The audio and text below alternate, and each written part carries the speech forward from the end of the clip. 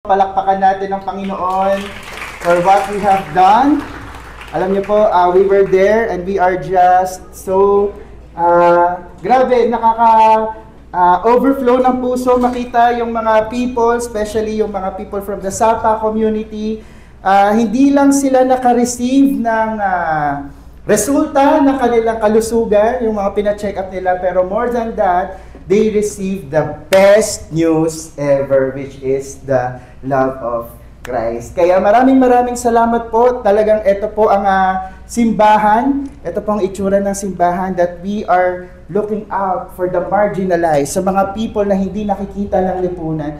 At higit sa lahat, we are becoming the hands and the feet of our Lord Jesus Christ. Again, thank you sa mga nag-pray for us. Maraming salamat sa mga nagbigay, nag-give ng mga monetary amount, gamot, and also who volunteered with us, yung mga nurses. Meron po bang mga part ka, naging volunteer ka ng ating medical mission? Tayo ka naman so that we can honor you guys. Sige po, meron po bang naging bahagi ng ating medical mission? Ayun, yehey! Maraming salamat po. Actually, yung ibang ushers din, sila yon. So maraming salamat po for being Jesus. Yan. Pinaparanas nyo ang Jesus to these people. Again, good morning po sa lahat. If this is your first time to see me, my name is Benj. I'm the campus director of Every Nation Campus Maykawayan. So kung first time mo, welcome to our church. Pastor Eric is still here. Hi. He's still here. Yan. And also, we are now on the last week ng series natin na The Great White Throne. And actually, isa to sa mga naging favorite kong series natin this year. Sino dito medyo naging favorite mo itong The Great White Throne?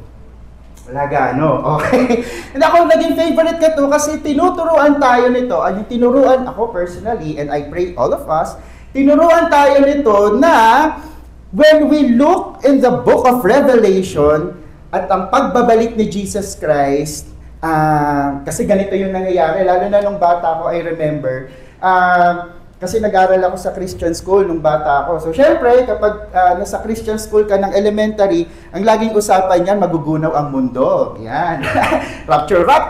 So, ang pinaka hindi ko makakalimutang verse sa Revelation, alam niyo yung part na 144,000? Saan ba yun? Hinahanap. Basta may part doon na ayun sa verse chapter 7, yung 144,000.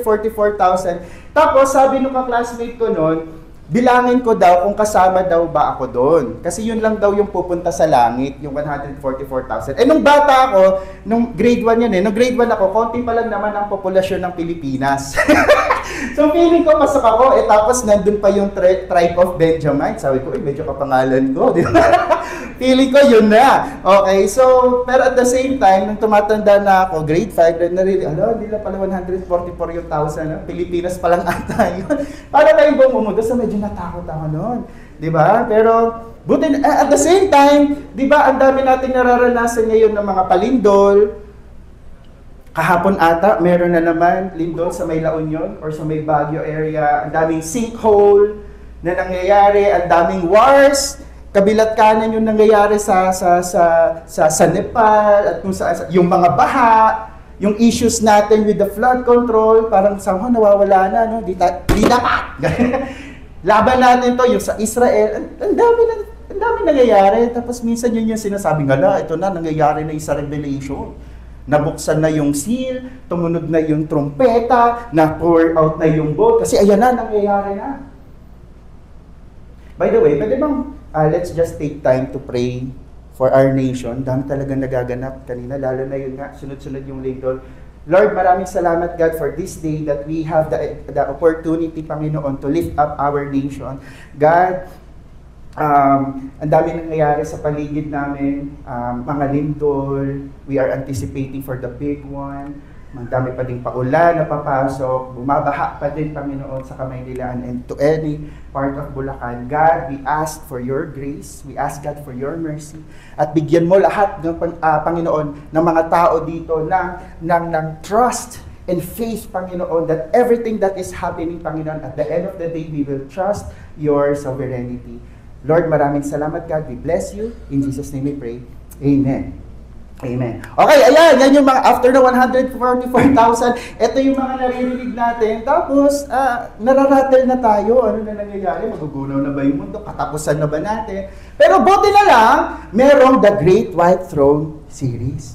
Okay? Kasi, we now understood that when we read the book of Revelations, okay, hindi ito hula, hindi ito prophecy patungkol sa kung ano man yung mangyayari, kung paano gugunawin ni Lord yung mundo, pero it reveals who Jesus is. Naalala ko, sinabi ni Pastor Eric yan on the first week, di ba? Revelation, the book of Revelation reveals kung sino ba si Jesus. It reveals Jesus is the victorious King. Ang hari na victorious. Wow. Tinagalog pa, no? Okay, sa kahit anong tingin natin, rampant yung kasalanan, ang laki-laki ng mga evilness in this world, but at the end of the day, Jesus is victorious. At we can hope on that. God is a judge who is just.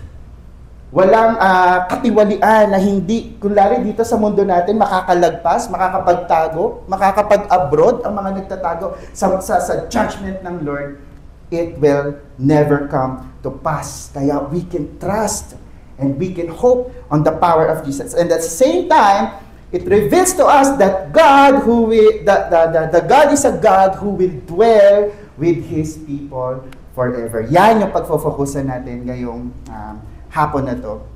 And I pray that as we talk about this, hindi fear, hindi takot yung nabubuo at mabubuo sa atin magpakailaman, pero in the hope, yan, pag-asa na babalikan tayo ng ating Panginoon. Amen? Tayo po tayong lahat, we will be reading from the book of Revelation.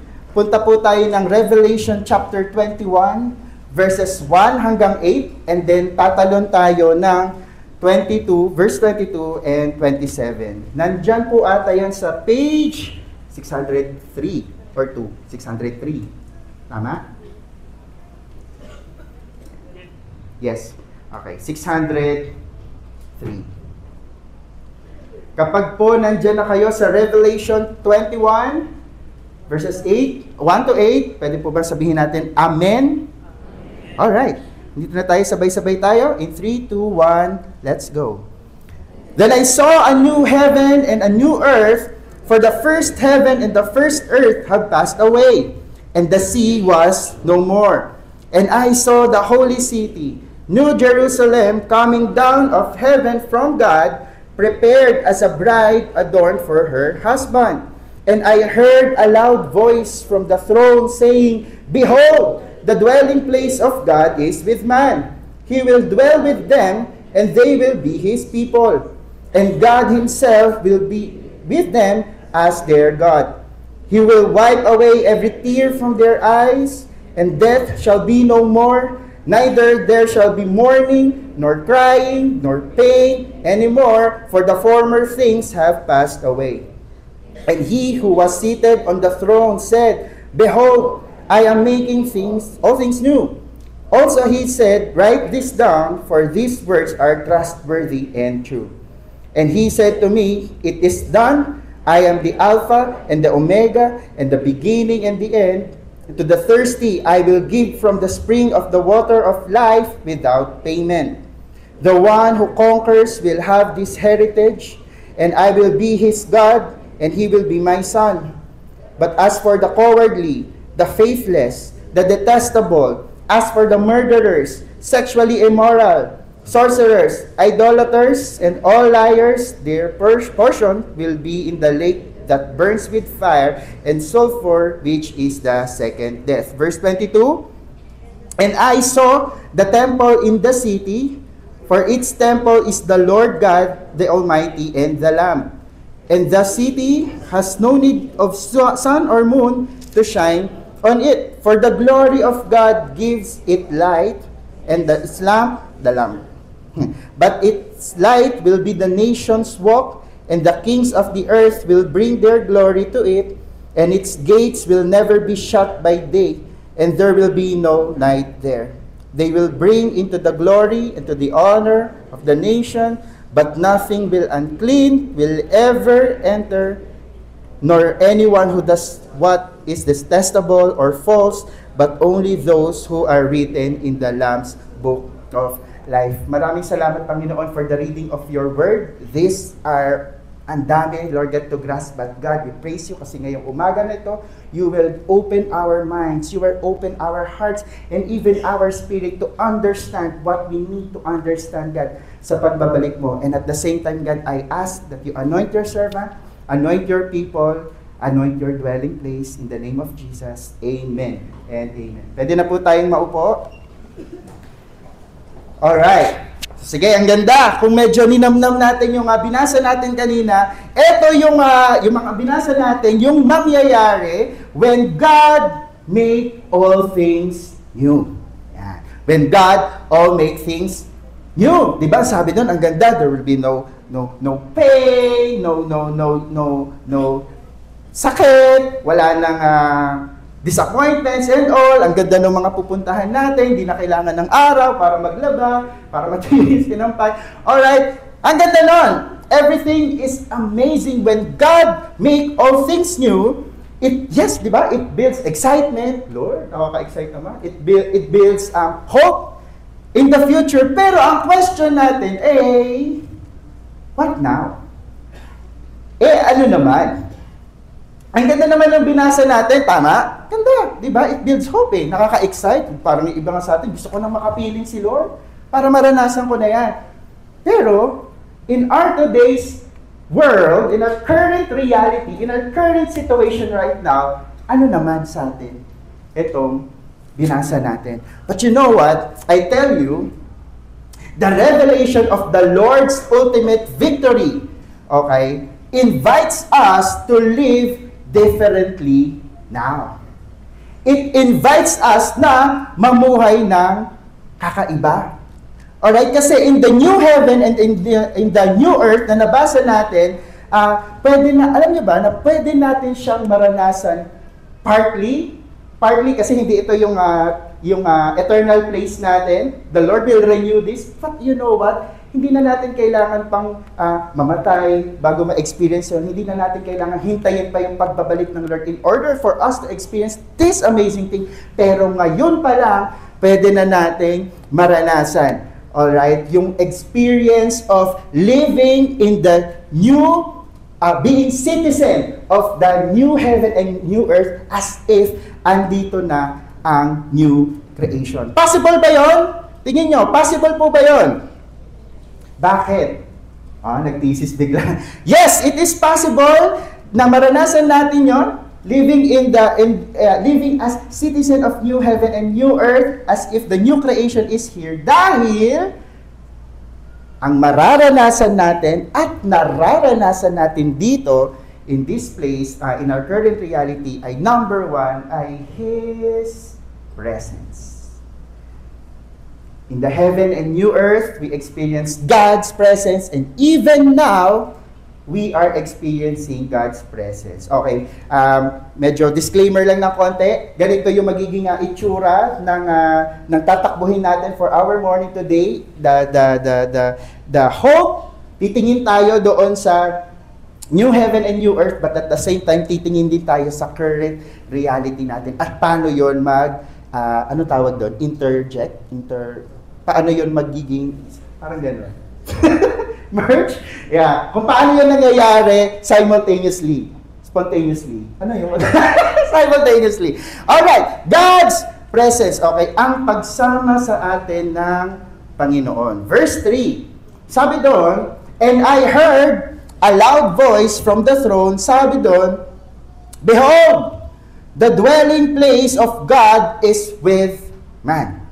Okay, He will dwell with them, and they will be His people. And God Himself will be with them as their God. Alam niyo po, for other, sa ibang translation, ang sabi doon sa God is dwelling with man, ay, the tabernacle of God is with man. Kapag sinabi po nating tabernacle, naaalala niyo po ba kung ano yung ibig sabihin ng tabernacle?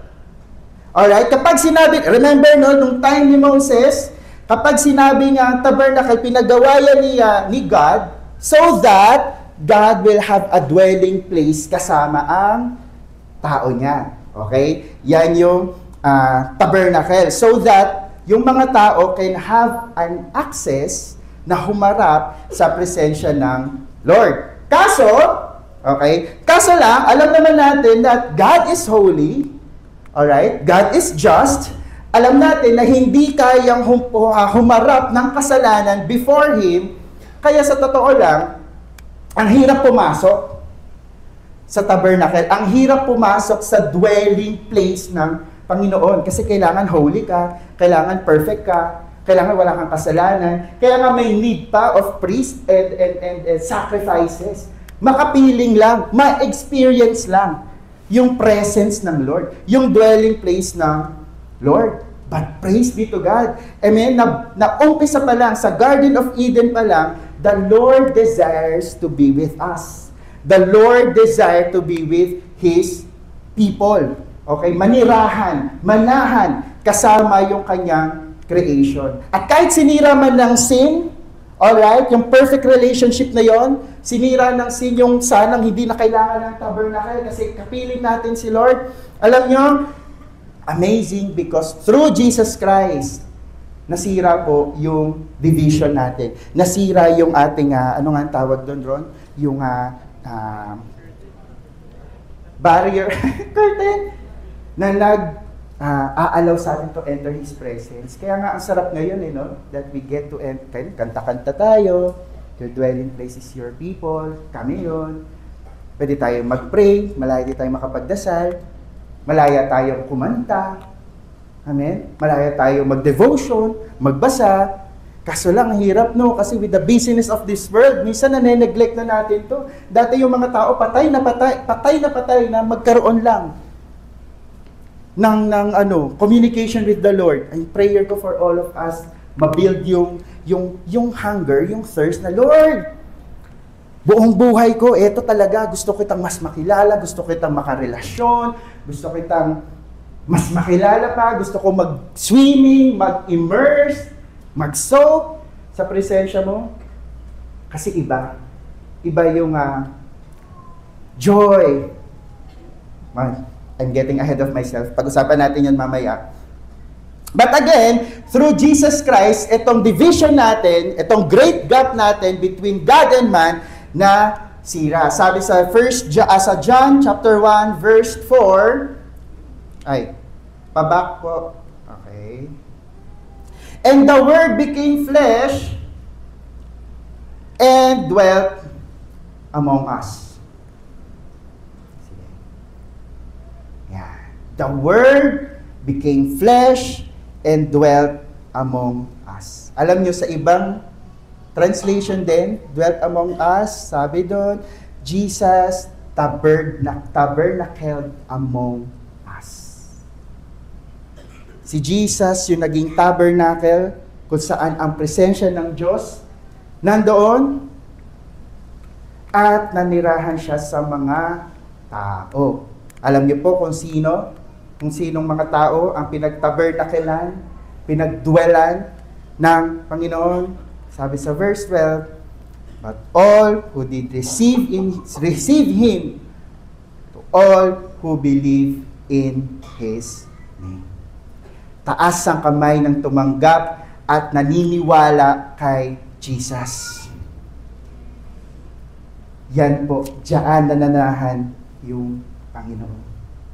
Sa katabi mo, sa'yo, diyan nananahan si God. Kaya ang ganda nung kinakanta natin kanina, di ba? Yung your dwelling place is we, your people. Kasi hindi na lang siya malayong concept sa atin. Ano nga ba yung ibig sabihin nun? Ano ba yung sinasabing dwelling place? Nandito si Lord. Ngayon pa lang, I tell you, nananahan si Lord sa bawat isa. Kaya nakakainis yung scene. Kaya kanina medyo na emotional ako kanina nung dinedeclare natin yon na your dwelling place is we, your people. Kasi dun, nakakainis talaga yung sin. Nakakainis yung kasalanan. Kasi ang ganda sana, ang perfect sana. Alam nyo, marami sa atin dito, nagdadwell naman yung Lord sa atin eh. Kaso hindi tayo nai-infill. Nagdadwell, nananahan si Lord, pero dahil sa kasalanan, residente lang siya dyan, hindi siya presidente ng buhay mo. Resident lang, andyan lang, nakatambay lang. But when we say that God, when we declare, Lord, we are your dwelling place, kaya grabe talaga yung magalit tayo sa kasalanan. Kung may mga ginagawa tayong kasalanan, i-repent na natin kay Lord. Kasi sayang. Sayang, ang ganda mong dwelling place. Ang gwapo mong dwelling place ng Panginoon, sisirain lang ng kasalanan. Bad trip, no? Kakainis. And again, as we understand na we are the dwelling place of the people, okay, alam nyo, His presence change the way kung paano tayo namumuhay. Okay, it changed the way kung paano tayo namumuhay ngayon. Di ba? Kung paano ka humarap sa hamon ng buhay.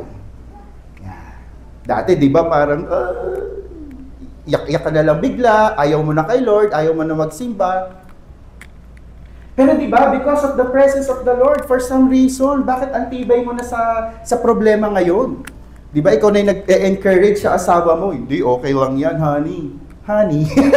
Di ba, okay lang yan, kaya natin yan, kasama natin ang Lord. Di ba? Nagbabago. Kung paano tayo magmahal. Katulad ni Jesus. Dati ayaw mo yon, yung pupunta ka doon sa Sapa community. Ay, ayoko dyan, dirty. Ay, ayoko dyan, baha. Lulusong ako dyan. Kahit yung bota ko, mas mahal pa ata yung bota ko sa sweldo nila doon. Pero it changes how you, it changed the way how you live. Ngayon, gustong-gusto mo nang pumunta doon. Pinipigilan na nga ni Coach Rosie, tama na po, ang dami na pong volunteer. Alam niyo po ba nung umaga, mas madami yung volunteer kaysa sa mga community people kasi grabe yung pagmamahal.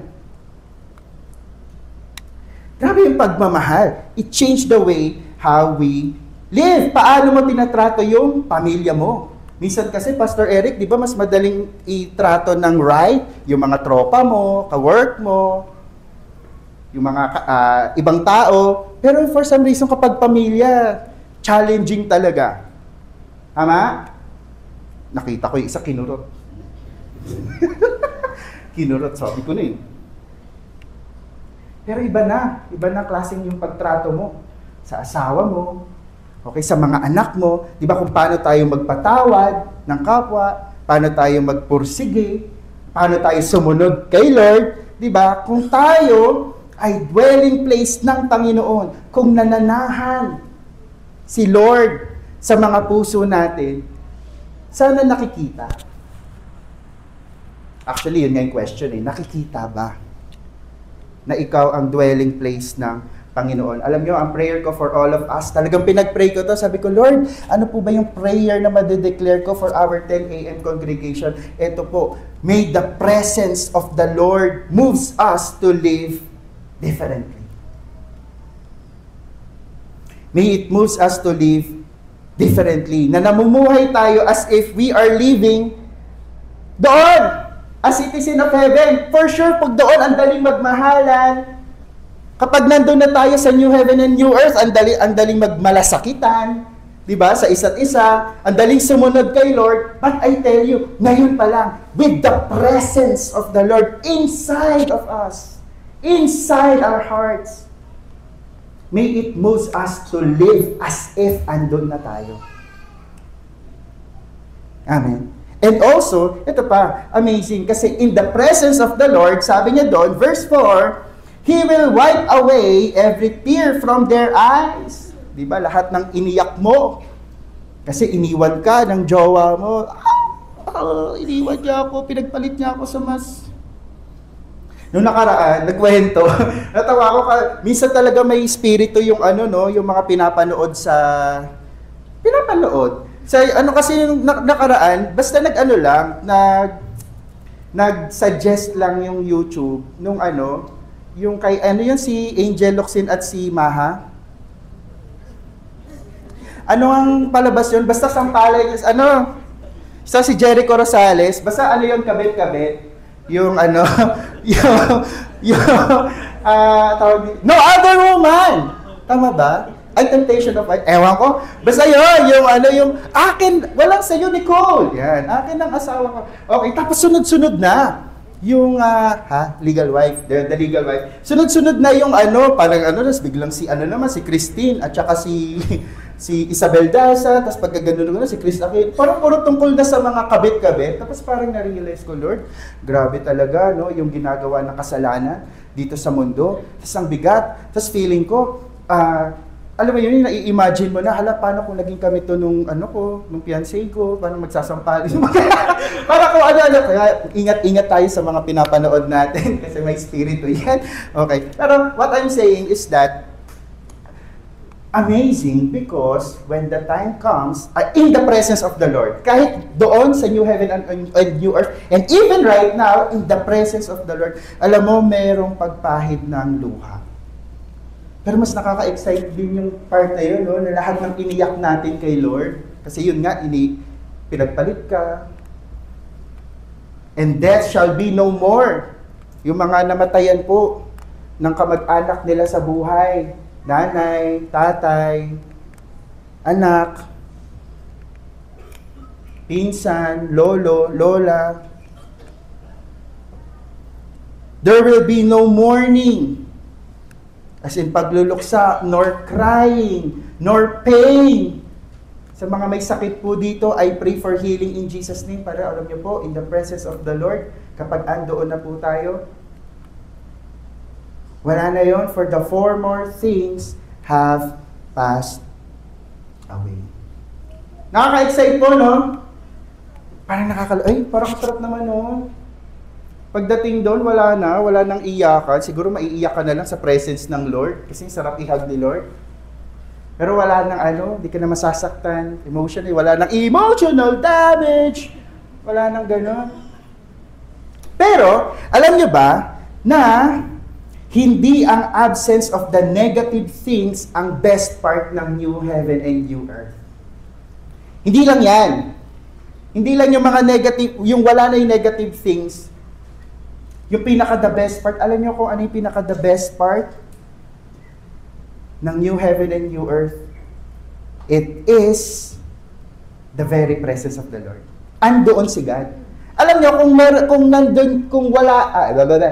kung ito ay nasa new heaven and new earth at wala naman si God, I don't think so.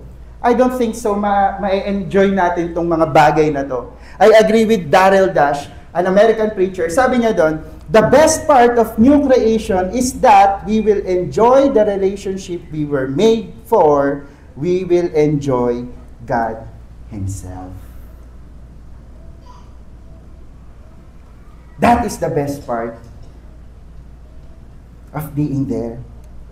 Alam niyo yun, we can enjoy the presence of the Lord. And again, even today, we can enjoy the very presence of the Lord. Again, through the Holy Spirit.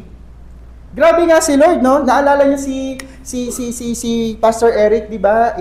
I-share niya sa atin, naalala niyo yung matan? Tama ba yun? Matan or mohar? Matan and mohar.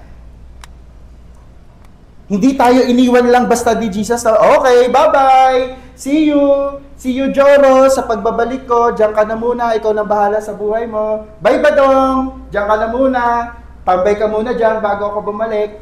Hindi siya ganon. Pero, matan, the gift, meron siyang iniwan sa atin so that we are sure that His presence is with us through the Holy Spirit. Kaya hindi ka mag-isa. Hindi ka iniwan ng Panginoon. Kasama mo siya. Tapos habol ko lang, ang ganda nito, sabi dito, verse 4 ng chapter 22, they will see His face and His name will be on their foreheads. In the presence of the Lord, sabi dito, they will see His face and His name will be on their foreheads. Naalala niyo yung kay Moses dati, likod niya lang yung pinapakita niya. Kasi pag tinignan yung mukha mo, patay ka. Hanggang likod lang ang pwedeng makita. Pero alam niyo, sabi doon, kapag andun na, dumating na pagbabalik ng Lord, meron na tayong karapatan at kakayanan makita siya face to face.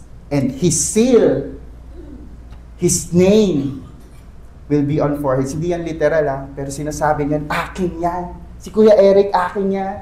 Si Andy, akin yan. Si Ate Casey, akin yan. We will all be sealed by the name of the Lord. Amen. Palakpakan natin si God. Sige, bilisan ko na po.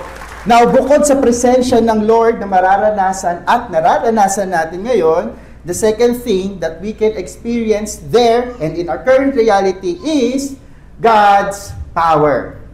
Okay, ang kapangyarihan ng Diyos. Sabi ng ating makapangyarihang Lord. Okay, and He who was seated on the throne said, Behold, I am making all things new. I am making all things new. Don't get confused, guys, Hindi po sinabi ni Jesus na I am making new things. Magkaiba yun. As sinasabi niya, I am making all things new. Kapag sinabi natin all things new, ibig sabihin doon to make fresh. Or to renew. Actually, new and improve yung itsura nun. Kumbaga, para mas madali nating maintindihan, makeover. Yan, makeover. Nakakanood ba kayo nung yan, yung may mga ganyan, di ba? Yung parang may aayusin silang mga bahay, i-makeover nila, tapos ang ganda-ganda na. Yan. O kaya minsan, Ron, yung pangit pala gamitin, pakikat sa medyo, yung medyo undesirable yung face, tapos di ba, makeover. Tapos biglang pogi na. O kaya maganda na after. Yun yung itsura ng gagawin ni Lord when He make all things new. This will be better. This is for another theological debate, pero alam nyo, dito pa din po tayo sa mundo na ito. Okay? Pero ang kaibahan lang, hindi na to katulad ng ngayon because sabi sa Bible, sa verse 1, the first heaven and the first earth is no more. Wala na yon, wala na yung sakit, wala na yung tsikahan, wala na yung chismisan, wala na yung agawan ng lupa sa kamag-anak, wala nang malabo ang mata, wala nang may cancer, wala nang lumpo, wala nang mabahong kortina. Nakita ko sing kortina natin. Pero mabango yan. Wala na yon. And the best part is that the Lord is with us. He is dwelling with us. Pero alam niyo po, hindi lang siya ngayon, hindi lang siya doon mangyayari. Hindi lang siya something mangyayari, yung making all things new. Alam niyo kung saang part ginagawa ni Lord, ang making all things new, tignan mo yung katabi mo. Yung iba ayaw. Parang hindi naman siya new. Hindi ba yung katabi mo is a testimony of God making all things new? Dati wasak yung buhay niyan. Dati patapon yung buhay niyan. Buhay ko din. Amen? Lagi lang iniisip yung kaligayahan, comfort, pera. And the judgment for us is death. Alam natin yan, kamatayan. Pero kung, diba lagi pa tayo kung ano yung deserve natin, ano ba yung malagi nating deserve, Coach Ron? Sangyup.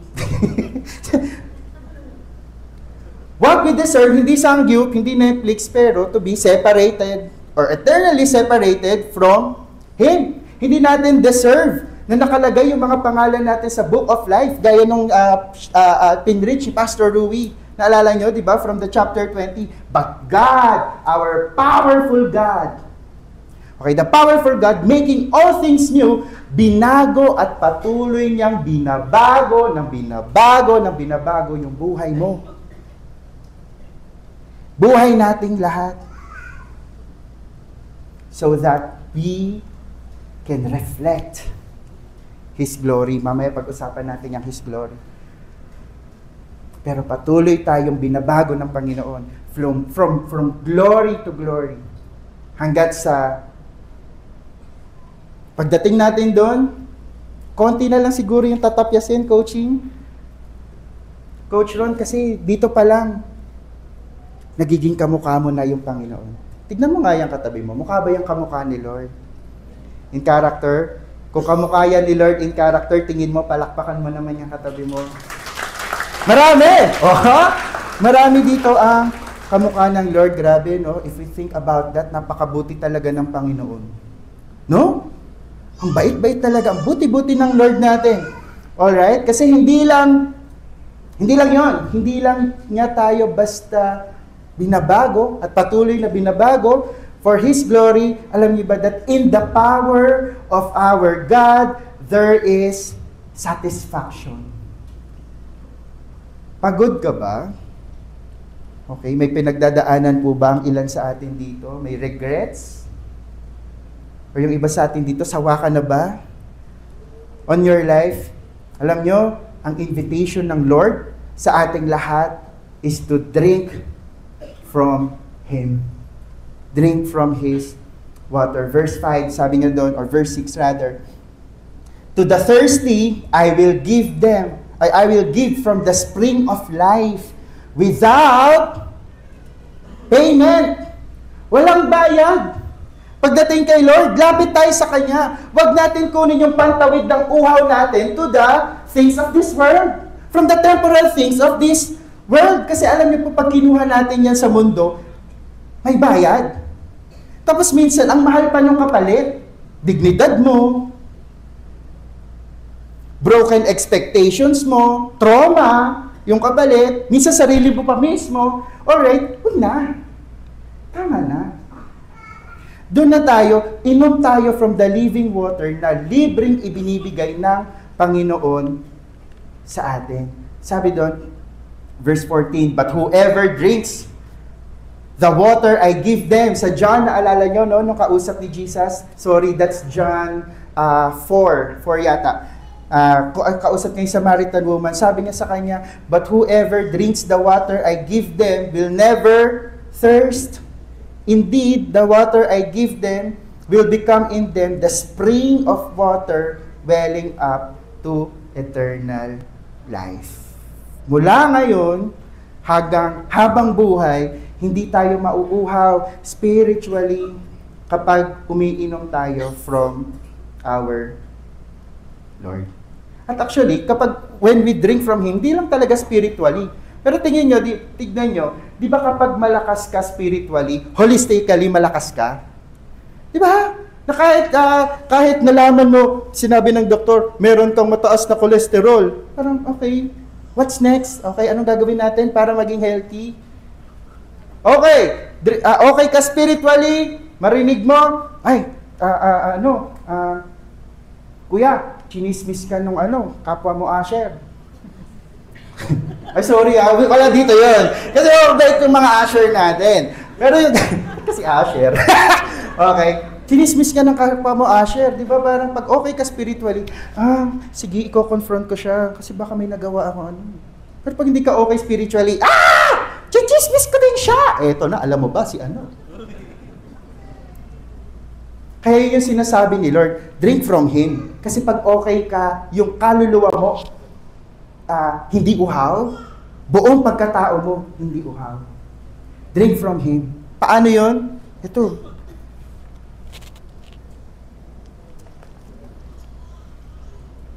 Drink from the Word of God. At alam niyo to, it is unlimited. Yun yung maganda doon, mga kapatid. It is unlimited. Then the angel showed me from the river of the water of life, bright as crystal, flowing from the throne of God and of the Lamb. It is flowing from the throne of our Lord and God. It is unlimited. Lahat makakainom. Lahat hindi mauubusan. Lahat will be quenched from their thirst. Amen? Sino po dito gustong uminom from the living water of our God? Ito po. Read the word of the Lord. And last, ano yung mga mararanasan natin? Bilisan ko na lang to, 5 minutes na lang. Ano yung mararanasan natin from the new heaven and new earth na nararanasan din natin? Of course, yung present, nararanasan natin ngayon, His presence, His power, and His glory. ang kadakilaan ng ating Panginoon. The glory that fills the whole earth. Verse 22, sabi doon, and I saw no temple in the city, for its temple is the Lord God, the Almighty, and the Lamb. Alam natin yan. Kapag sinabi nating temple, ito yung sumunod sa tabernacle. Okay, mas bonggang version lang. Okay, ng tabernacle. Pero still, is where the presence of God is. And establish natin kanina that there is no need for that, for tabernacle. Okay, for the temple, kasi the dwelling place of God is we, His people. Pero alam nyo, na isa sa mga significance ng mga temple in the ancient times, in the ancient city, ito yung kanilang pagkakakilanlan. Or this is what makes their city great. Okay, parang sa panahon natin ngayon, ang Pasay kilala sa Diwata Pares. De joke lang. Yung Pasay kilala sa MOA. Yan, yung structure, MOA. O kaya yung Laguna sa EK. Yan. O kaya yung Dubai sa chocolate.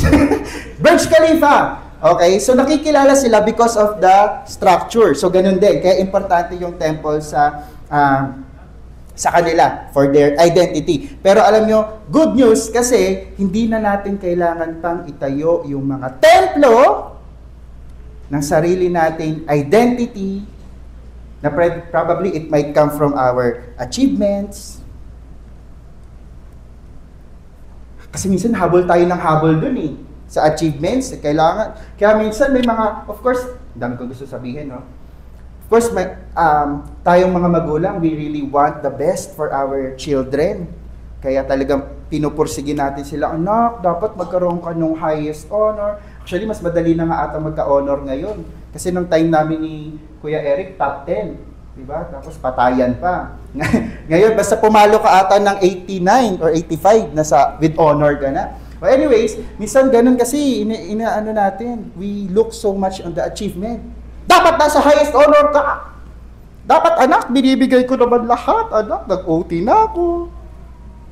Binibigyan naman kita ng iPad. Binibigay naman kita ng chicken. Binigay ko na lahat. Para bakit hindi? Guys, let's not run after achievements. Super OT tayo. Ginagawa ko to. Di ba si Vilma? Sasampalin kita. Ginagawa ko to para sa'yo. Hindi mo ko naiintindihan. Alam ko na, daming time. Of course, we want the best for them. Pero kaka-OT natin, kaka-build natin, kaka-gusto natin maging mayaman, ang dami na pala nating nalulus. Nalulus na natin yung identity ng pamilya mo. Kasi gusto mo ma-promote, OT to the max. O kaya possession. Baka doon natin binibuild yung mga identity natin sa possession. Marami kang kotse, maganda yung bahay mo, may third floor, tapos sa basement may attic. Pwede ba yun? Tapos yung sasakyan mo, may payong, pero yung payong mo, alam mo yung pangtindahan? Yung pagkakawagot mo gano'n, pwede ka na mag-barbecue. No? Sometimes we build on that, pero alam nyo, because of the glory of God, lahat yon tunaw sa glory ng Panginoon. Kasi yung source ng ating identity, yung source ng pagkakakilanlan natin ay walang iba kung hindi galing sa kadakilaan ng ating Panginoon. Thank you, Lord, talaga. Grabe, salamat, Lord. Amen. Last verse, malapit na tayo. By its light, sabi dito, the nation walks, okay, and the kings of the earth will bring their glory into it. Actually, sobrang favorite ko tong part na to kasi alam nyo, what this tells us, na alam nyo, pagdating natin doon, we will still continue to bring glory kay God. Sa langit, kapag sinabi nilang, ano ba yan? Boring ba sa langit? Kasi baka yun nga, wala tayong ibang gawin. Hindi, alam nyo, huwag kayong mag-alala. Kasi alam mo, hindi ka na nakatingin ngayon sa eternal eternal hindi ka nakatingin sa temporal satisfaction, pero alam mo, ang magiging satisfaction mo, mabigyan ng glory ang Lord. So meron pa din tayong purpose. Hindi ka nalang magiging kaluluwa, holy, holy, holy. Pero you will still continue to bring God glory. And even now, alam nyo, nabinigyan din tayo ng ano tawag ito? Commission to bring God glory in this world. Alam nyo, kung meron man tayong ultimate calling, yun. To glorify God in everything that we do.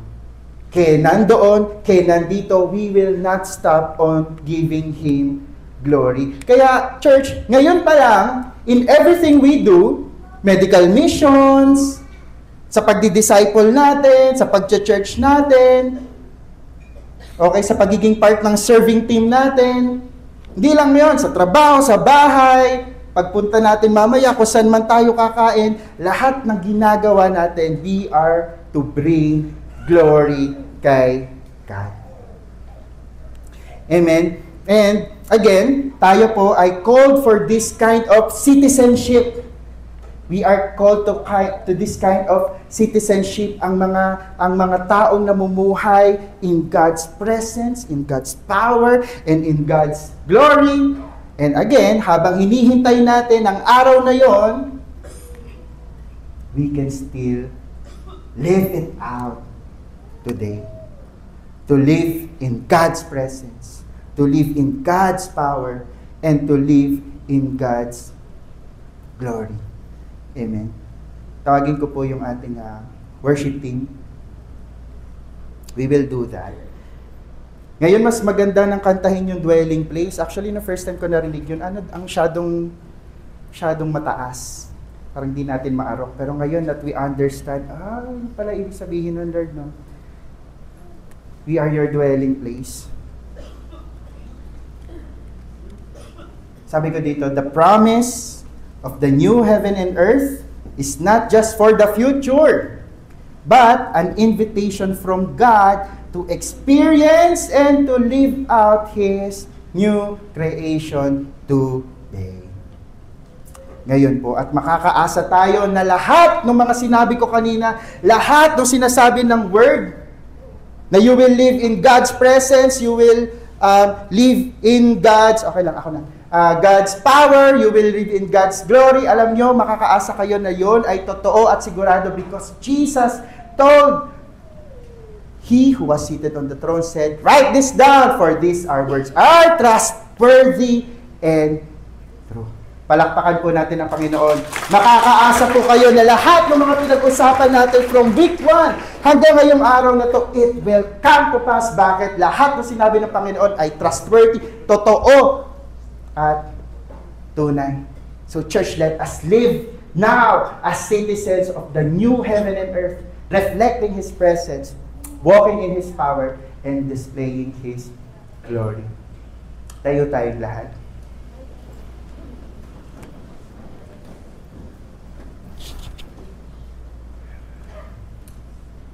I would like to pray for you. Panginoon, maraming salamat, God, for this morning, for putting substance in our hope of your return. Salamat, God, kasi now we understood na hindi lang kami naghihintay sa pagbabalik mo, living our own life, but God, thank you for reminding us na oo nga, kami nga pala ay mga dwelling place mo. Dito ka nga pala nananahan sa puso ko, sa buhay ko.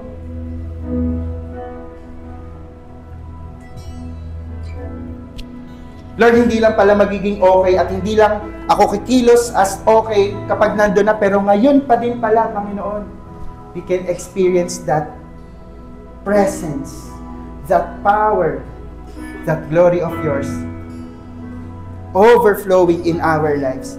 Panginoon, kung meron po kaming mga kapatid dito na namumuhay pa din sa kasalanan, sa dating sila, pabalik-balik, Lord, salamat because you are promising that you are making all things new. Hindi lang someday, pero even ngayon. I ask Lord na baguhin mo, transform mo, Panginoon, yung mga buhay ng mga kapatid namin dito, Lord, who chose to surrender their lives to you.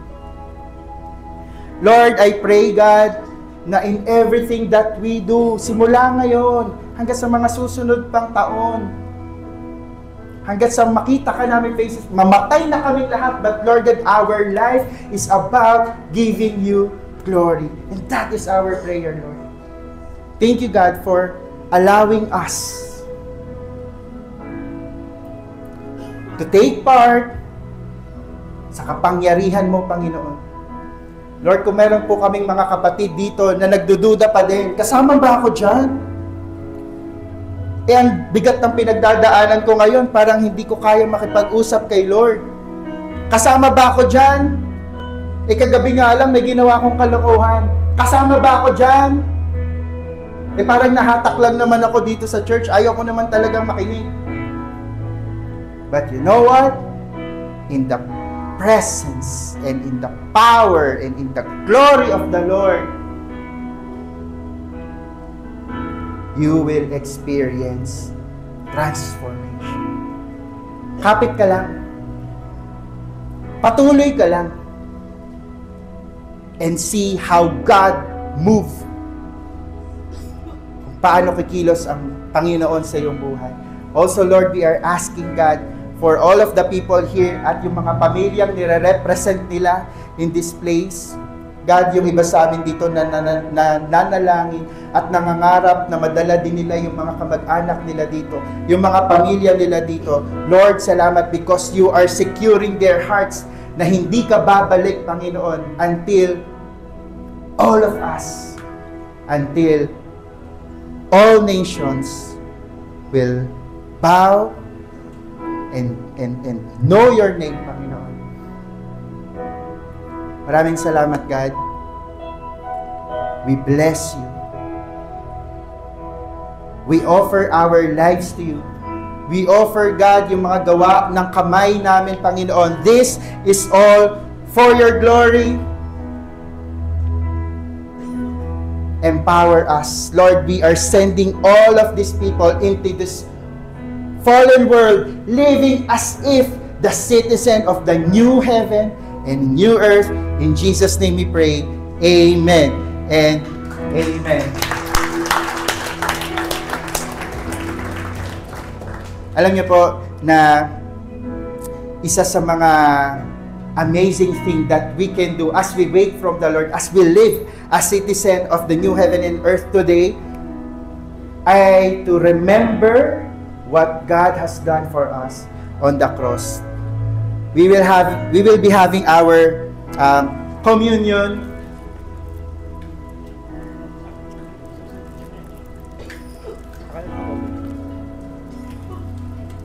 Salamat. Thank you. Lahat po ba ay meron na pong communion elements? Katabi niyo po ba yung mga pamilya nyo? Katabi nyo naman, no? Kung di mo katabi, okay lang yan kasi church family tayo dito. Okay? Alam nyo, hindi ko nagawa kanina, pinlano ko na kanina eh. Pero I think, let's still do that. Alam nyo po, na isa sa mga nakaka-excite kapag nakita na natin face-to-face si Lord, di ba yung sinabi din, yung pupunasan yung mga luha natin, tapos yun na, yung final pain, di na natin mararanasan. Di ba parang pag tinignan mo, ang sarap in the presence of the Lord, talagang mapapaakap ka na lang kay Lord. Tapos, paano kaya yun, Coach Ron, no? Parang kanya-kanya tayo ng oras, 30 minutes na lang, ha? Pero ang sarap akapin ng Lord. Ibigay lahat. Huli na eh. Huling iyakan na to.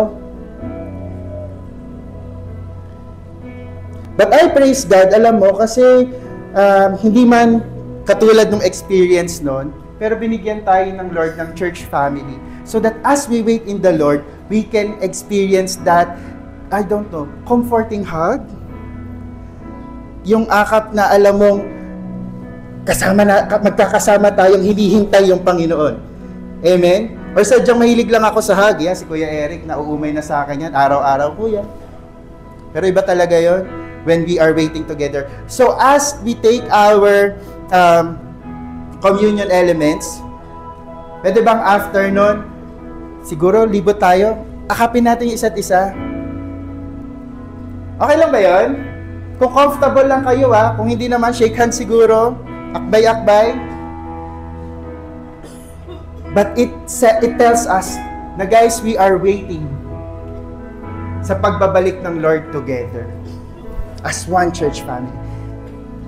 Sabi sa 1 Corinthians chapter 11 verse 23 hanggang 26, "For I received from the Lord what I also delivered to you, that the Lord Jesus on the night when he was betrayed took bread. And when he had given thanks, he broke it and said, 'This is my body which is for you. Do this in remembrance of me.'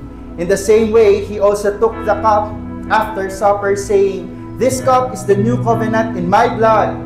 Do this as often as you drink it in remembrance of me. For as often as you eat this bread and drink the cup, you proclaim the Lord's,'" or we, the dwelling place of the Lord, proclaim his death until he comes. The body of Christ, broken for us. We say thanks be to God.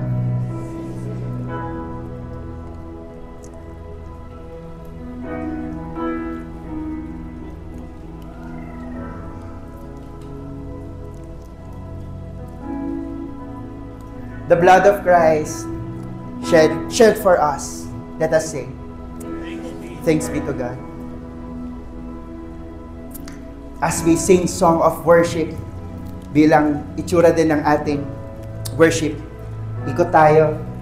Let's hug someone or people at sabihin mo sa kanya, magkasama tayong hinihintay ang ating Panginoon. Amen.